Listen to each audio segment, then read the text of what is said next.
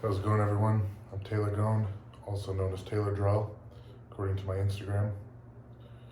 I wanted to address the Larry Wheels situation.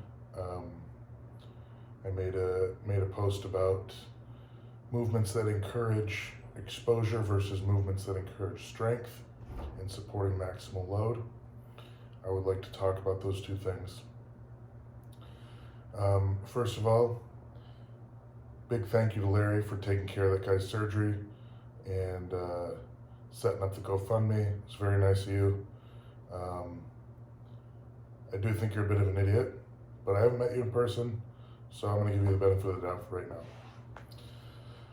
Let's just talk about the movements, though. So, what did we see in that video? First of all, let's back up. The athlete who got injured is a bodybuilder, okay?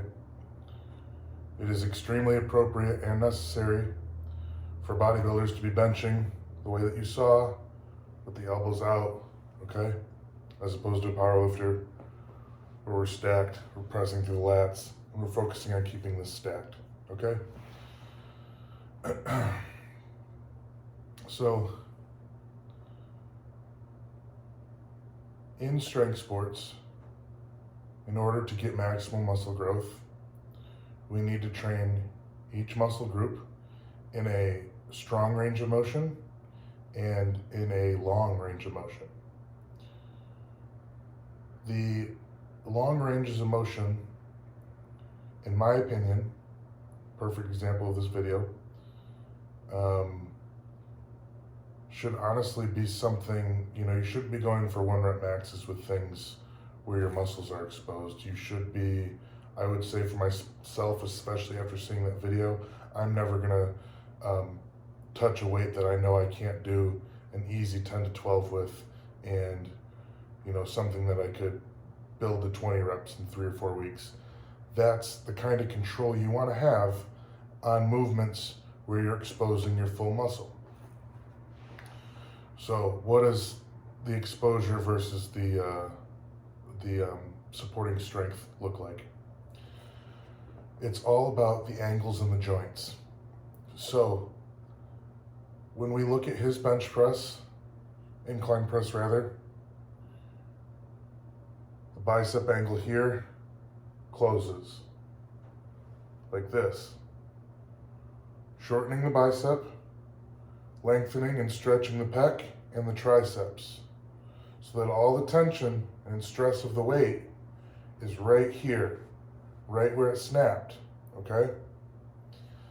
Now, when we're trying to support strength, we don't want to go past 90. The 90-degree angles, both in pressing and squatting, need to be held, because that is the strongest supporting angle that your body can hold.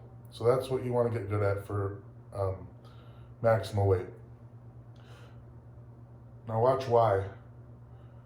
If I just focus on keeping this stacked, my elbow's going to come down this way. Yes, there will be stress here, but there will also be stress here. There will be stress in the lat, there will be stress in the back, there will be stress in the abs, and if you do it right, you'll even have stress in your quads, which is a good thing. You want to use your full body because it's a strong range of motion. The other part of that is that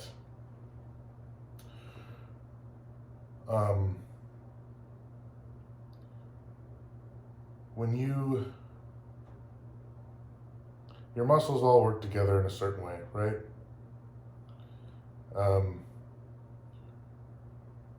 And there are more optimal ways to move than others. It is more optimal to be able to use the chain of your muscles from here down to the floor for a press rather than full exposure.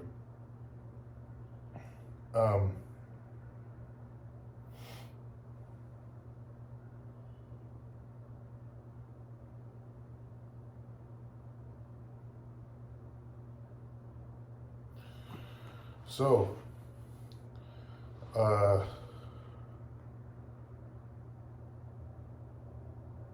when is it appropriate to expose the muscle versus stack the muscle. We'll just call it that. In my opinion, for strongman, bodybuilding, some Olympic lifting, and powerlifting, you should train the muscles in a long range of motion and a short range of motion. Now, it depends on how much time you spend on each with each sport.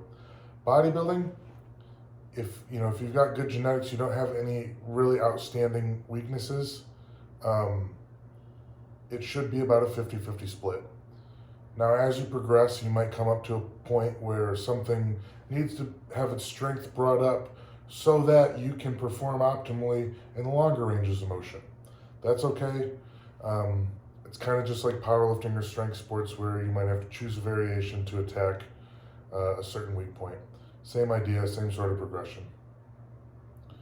In the strength sports, in the powerlifting, strongman, Olympic lifting, it's going to be more as rehab and intentional off-season blocks throughout the year to set yourself up to perform better with the maximal loads. How long that is, completely different for everyone. Me personally, I'm in the most off part of my off season. I just got done with an 8-week block of pretty much every movement, 6 days a week, being full exposure. I didn't worry about strength too much. But now I know I'm pretty much ready to go for the rest of the year. So yeah, it's kind of sprinkled in as needed for strength athletes. I think it should be more prevalent than it is. A lot of people try to stay away from that style of training, and I think that's stupid. I want to throw out a couple examples of really successful strength athletes who kind of train like power builders. Eddie Hall, for example.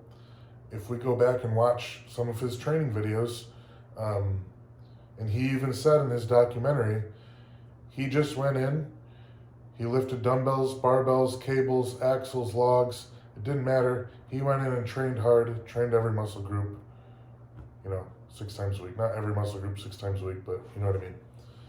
I don't know how many times I saw videos of him pressing on a machine press or dumbbells or flies or, something that you wouldn't see the strongest man in the world doing, but he did. And look at how successful he was with the drawbacks that he had to his, genetics and physique and upbringing and all that sorts of things.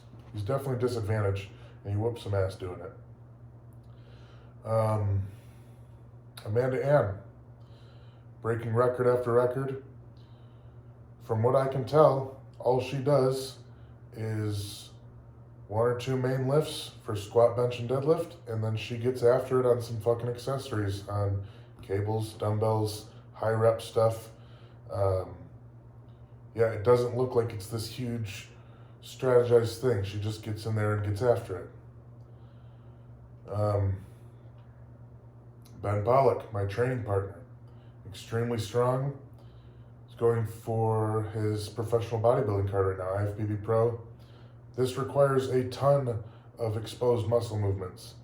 So many so that it gets him a little uncomfortable because he is so used to being strong and training in that way. The more we dive into it, the more it seems to benefit his powerlifting game, though. See if I can think of any other examples. Joe Sullivan is kind of just jumping on the train with it, and hopefully I'm not speaking out of place, but it looks like he's reaping quite a bit of benefits. He was dealing with some nerve issues in his back that really affected his bench press, and from the looks of it, when he started his bodybuilding cycles and training days, the benches steadily started climbing back up. So I don't know exactly what that's to, but I can make a guess.